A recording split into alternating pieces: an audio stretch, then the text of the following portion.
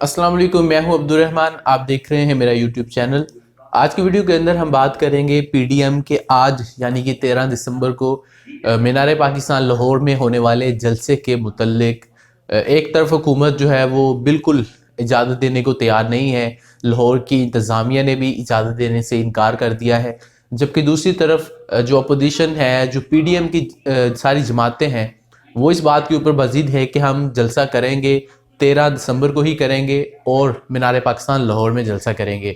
इस वीडियो के अंदर हम सबसे पहले बात करेंगे कि पीडीएम के जो जलसे हैं इनके पीछे क्या एजेंडा है, क्योंकि इसके मुतल्लिक ऐसी बातें हुकूमत ने भी बताई हैं कुछ सोर्सेज के मुताबिक। जो पीडीएम के जलसे हैं या मौलाना फजलुर रहमान के पीछे कोई बैरूनी ताकत है, तो हम इस वीडियो के अंदर इसके ऊपर बात करेंगे। इसके अलावा हम ये भी बात करेंगे, एक तरफ कोरोना वायरस है और दूसरी तरफ अपोजिशन के जलसे हैं, तो ऐसी सूरत हाल के अंदर अपोजिशन एक अच्छा किरदार, एक अच्छी अपोजिशन का किरदार क्यों नहीं अदा कर रही। और वीडियो के आखिर में हम बात करेंगे इस तहरीक का मुस्तकबिल क्या है, क्योंकि अब तक जो नज़र आ रहा है उस हवाले से कुछ अच्छा तासुर नहीं जा रहा है, कुछ अच्छा आगे फील नहीं हो रहा कि इनके साथ अच्छा होने वाला है। सबसे पहले हम बात करते हैं कि ये जो अपोजिशन के जलसे हैं इनके पीछे एजेंडा क्या है। तो इसके पीछे 3 बड़ी रीज़न्स हैं जिस वजह से ये सारे जलसे जुलूस किए जा रहे हैं। पहली जो इसमें रीज़न है वो तो बिल्कुल यही है कि मुल्क के अंदर मुल्क को डिस्टेबलाइज करना, जो एक सियासी दर्जा हरारत है उसको बढ़ाया जा रहा है। पॉलिटिकल डिस्टेबलाइजेशन जब किसी भी मुल्क में होती है तो उसके अंदर जो स्टेट का एक पिलर है वो बिल्कुल नकारा हो जाता है, नाकाम हो जाता है, तो अल्टीमेटली जो दूसरे पिलर्स हैं स्टेट के वो भी कोलैप्स कर जाते हैं।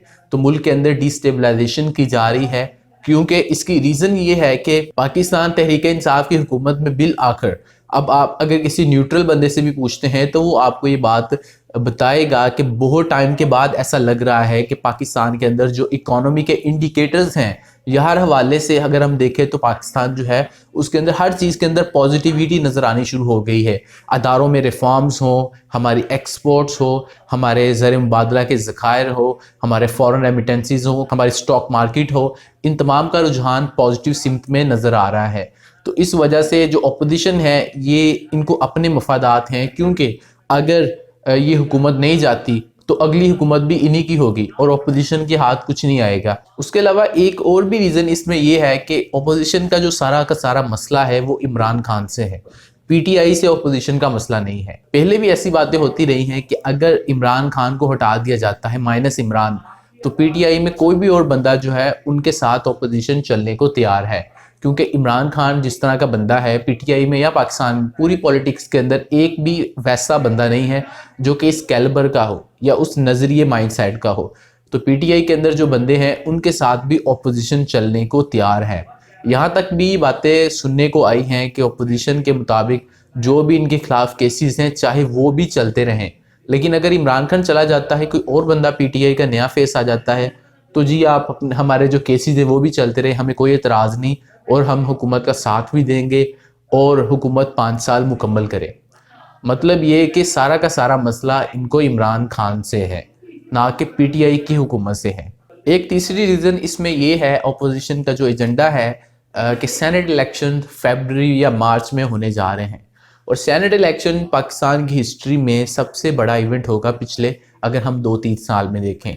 जनरल इलेक्शन 2018 के बाद सेनेट इलेक्शन सबसे बड़ा पॉलिटिकल इवेंट है, और इसमें 100% ये बात है कि इमरान खान की पार्टी यानी कि पाकिस्तान तहरीक इंसाफ कामयाबी हासिल करेगी, क्योंकि जिस तरह का ये प्रोसीजर है कि 3 साल के बाद हमारे जो सेनेटर्स हैं वो रिटायर हो जाते हैं, उस वक्त जिस पार्टी की फेडरल में हुकूमत होती है या बाकी सूबों में, तो वो सारे तरीक़ेकार से उनके सेनेटर्स ज़्यादा मुंतखब होते हैं और उनकी मेजॉरिटी हो जाती है। जब इससे पहले इलेक्शन हुए थे 2018 में, तो उस वक्त पाकिस्तान मुस्लिम लीग नून की हुकूमत थी और उस वक्त सबसे ज़्यादा सीटें उन्हीं को मिली थी, और इस वक्त भी सेनेट में मुस्लिम लीग नून की मेजॉरिटी है। तो जब ये नए इलेक्शन होंगे तो उससे पाकिस्तान तहरीक इंसाफ की मेजॉरिटी हो जाएगी, और बहुत सारे ऐसे कवानीन हैं, बहुत सारे ऐसे काम हैं जो कि तहरीक इंसाफ या इमरान खान करना चाहती है, लेकिन उनके पास चूँकि मेजॉरिटी नहीं है इसलिए वो सारे के सारे काम नहीं कर पाते। तो सेनेट के इलेक्शन जो है ये सबसे बड़ी रीज़न है कि ये लोग फरवरी मार्च तक नहीं جانا چاہتے. اس سے پہلے ہی یہ کہتے ہیں کسی نہ کسی صورت میں حکومت گھر چلی جائے یا کم سے کم عمران خان گھر چلا جائے. چاہے ملک میں کوئی خون خرابہ بھی ہوتا ہے تو ان کو کوئی پرواہ نہیں ہے. اسی وجہ سے یہ اس طرح کے کام کر رہے ہیں. حالانکہ یہ وہی لوگ ہیں جو کہ کچھ مہینے پہلے تک کہتے تھے کہ مکمل لاک ڈاؤن کرو, کچھ نہیں ہونا چاہیے, لیکن آج یہ لوگ خود جلد سے جلوس کر رہے ہیں. اس وقت اور آج کے ان کے جو موقف ہے ان میں زمین آسمان کا فرق ہے. اب ہم بات کرتے ہیں کرونا وائرس اور دوسری طرف اپوزیشن کے جلسے. تو یہ جو جلسے ہیں ان کی وجہ سے جو کرونا کی شرح ہے, جو پازیٹیو کیسز ہیں وہ بہت زیادہ بڑھ رہے ہیں. اگر آپ اعداد و شمار دیکھیں, ملتان میں جب ان کا جلسہ ہوا تھا تو اس کے بعد ملتان کے جو ہاسپٹلز ہیں وہاں پر 60% جو بیڈز ہیں وہ مریضوں سے بھر چکے ہیں. اس کے بعد جو کرونا کی شرح ہے ملتان کے اندر اس میں تشویشناک حد تک اضافہ ہو چکا ہے. تو اسی طریقے سے جب لاہور میں اتنا بڑا اجتماع ہوگا تو لاہور کے اندر بھی ہاسپٹلز کے اوپر پریشر بڑھے گا. ہمیں یہ بات ریئلائز ابھی تک نہیں ہو رہی کیونکہ فرسٹ ویو پر ہم نے بڑی کامیابی سے قابو پا لیا تھا, لیکن سیکنڈ ویو جو ہے کرونا کی یہ بہت زیادہ خطرناک ہے. پوری دنیا کے اندر وہ ممالک جن کے اندر جو ان کا ہیلتھ کا سسٹم ہے وہ کافی زیادہ سٹرونگ ہے, وہاں پر بھی ان کے جو ہاسپٹلز ہیں ان کے اوپر پریشر پڑ رہا ہے. اور اسی طریقے سے پاکستان کا جو ہیلتھ سسٹم ہے یہ تو اتنا زیادہ سٹرونگ بھی نہیں ہے. ہمارے پاس ہاسپٹلز میں جگہ ہی نہیں ہے. پرائیویٹ ہاسپٹلز ویسے ہی ان کی جو کیپیسٹی ہوتی ہے وہ بہت کم ہوتی ہے. کچھ 100 یا بہت کم ایسے ہاسپٹلز ہوتے ہیں جہاں پر ہزاروں مریضوں کی گنجائش ہوتی ہے, اور جو ہمارے سرکاری ہاسپٹلز ہیں وہ تو آلموسٹ پہلے سے ہی بھرے ہوتے ہیں. تو کرونا کے مریض کدھر جائیں گے ان جلسوں جلوسوں کے بعد؟ یہ ایک بہت بڑا سوالیہ نشان ہے. دوسری طرف یہ بھی ہے کہ نیکٹا نے یہ تھریٹ الرٹ جاری کیا ہے کہ 13 دسمبر کو لاہور میں دہشت گردی ہو سکتی ہے, لیکن اس سے بھی اپوزیشن کو کوئی فرق نہیں پڑ رہا. لاہور کے علاقے سے کچھ روز پہلے کچھ اس طرح کے دہشت گردی کے کرنے کا جن کا منصوبہ تھا اس کو بھی حساس اداروں نے ناکام بنایا ہے. وہاں پر بھاری تعداد میں اسلحہ اور بھی کچھ ایسا سامان تھا جو کہ پکڑا گیا ہے. اس سے واضح طور پر یہ نظر آ رہا ہے کہ دہشت گردی کا خطرہ موجود ہے. ہماری ایجنسیز ہیں, ہماری سیکیورٹی فورسز ہیں, اگر کوئی وہ تھریٹ الرٹ جاری کرتی ہیں تو اس کا مطلب یہ نہیں کہ وہ کسی حکومت کے دباؤ میں آ کر یہ سب کچھ کر رہی ہیں. تو اپوزیشن کو اس کے متعلق ضرور سوچنا چاہیے. یہ کوئی ایسا معاملہ نہیں ہے جس کے اوپر ہم کہیں نہیں جی ہمیں کوئی پرواہ نہیں ہے. عام لوگ بھی ہیں وہاں پر, ان کی زندگیوں کو بھی خطرہ ہے, اور اگر خدا نخواستہ ایسا کوئی واقعہ وہاں پر پیش آ جاتا ہے تو اس سے کیا پتہ ہے کہ آپ کی جانوں کو بھی خطرہ ہو سکتا ہے.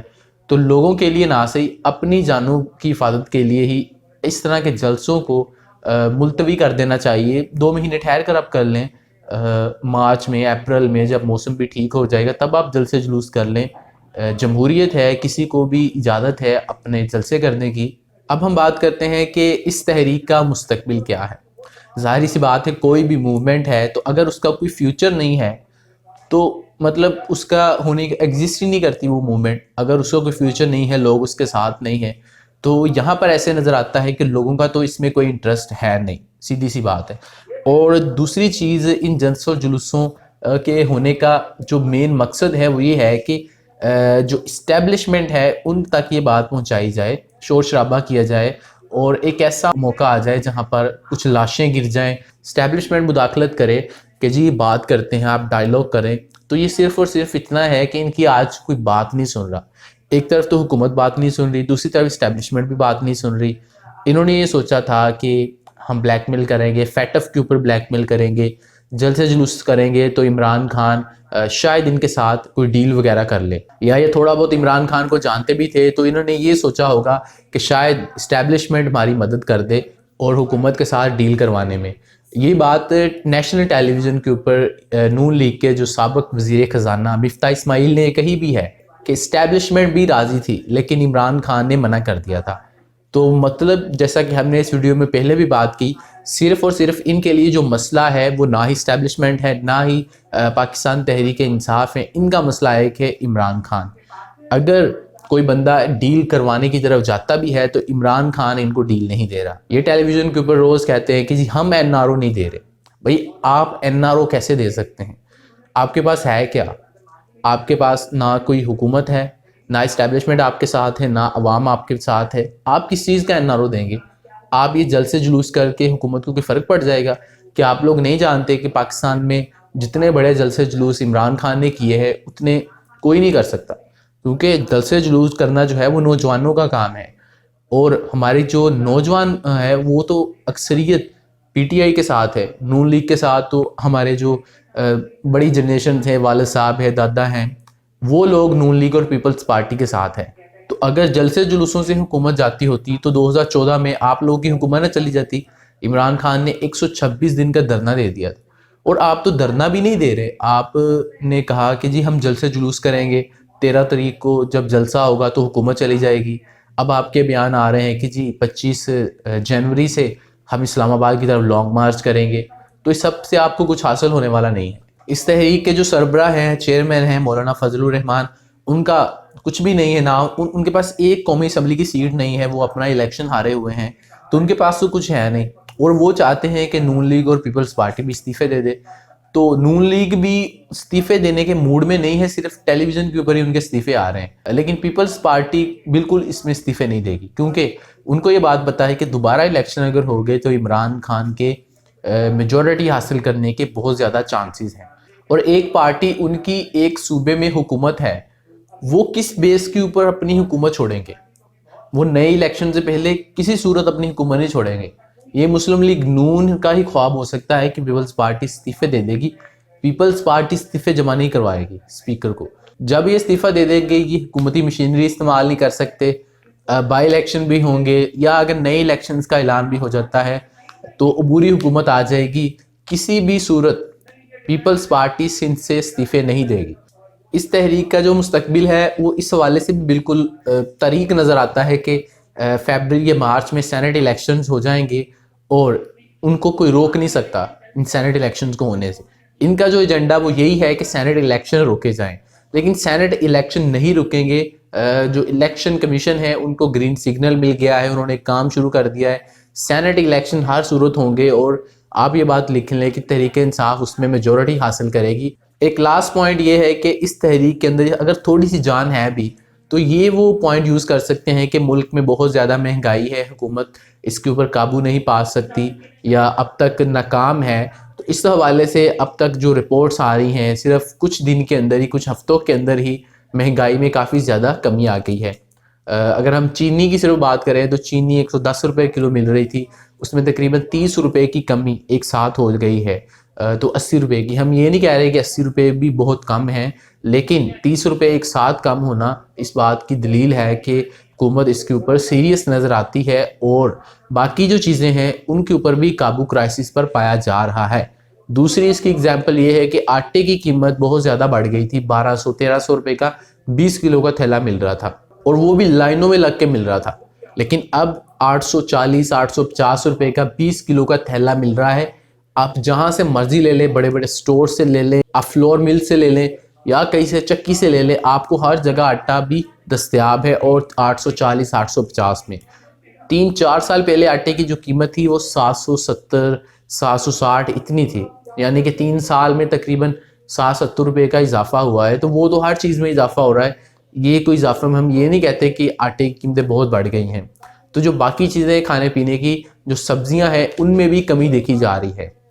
تو ہم یہ امید کرتے ہیں کہ اگر حکومت کھانے پینے کی چیزوں کے اوپر قابو پا لیتی ہیں، ان کی اشیاء کی جو قیمتیں ہیں ان کو کنٹرول کر لیتی ہیں، تو اس طرح کی چاہے 10 اور تحریکیں آ جائیں، 11 پارٹیوں کی بجائے چاہے 100 پارٹیاں جمع ہو جائیں، اس حکومت کو کوئی خطرہ نہیں ہے، کیونکہ فائنانس کے شعبے میں اس حکومت نے جس طرح کے اب تک کارنامے کیے ہیں، جس طرح کی اب تک رپورٹس آ رہی ہیں، سرویز آ رہے ہیں، اور جو ہمارے سامنے فگرز آ رہے ہیں، اس سے یہ لگ رہا ہے کہ بہت ٹائم کے بعد حکومت بالآخر صحیح سمت میں جانا شروع ہو گئی ہے۔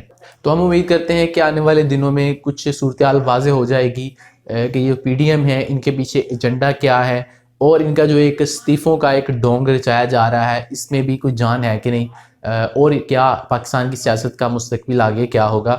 آپ ہمیں کمنٹ سیکشن میں اپنی رائے دے سکتے ہیں، کمنٹ سیکشن میں آپ ہمیں بتائیے کہ اس حوالے سے آپ کی کیا رائے ہے۔ آپ کے خیال میں یہ جو تحریک ہے، ایک طرف 11 پارٹیاں ہیں اور ایک طرف صرف ایک اکیلا بندہ کھڑا ہے، تو کیا عمران خان ان کا مقابلہ کر سکتا ہے؟ اس ویڈیو کو لائک کر دیں، شیئر کر دیں، اور اگر آپ نے ابھی تک ہمارے اس چینل کو سبسکرائب نہیں کیا تو اس چینل کو سبسکرائب کر دیں اور بیل آئیکن کو بھی کلک کر دیں۔ کیونکہ ہم اس چینل کے اوپر آپ کے لیے بہت ساری ایسی ویڈیوز لے کر آتے رہتے ہیں، تو جب بھی ہم کو نئی ویڈیو اپلوڈ کریں تو آپ کو اس کا نوٹیفیکیشن مل جائے۔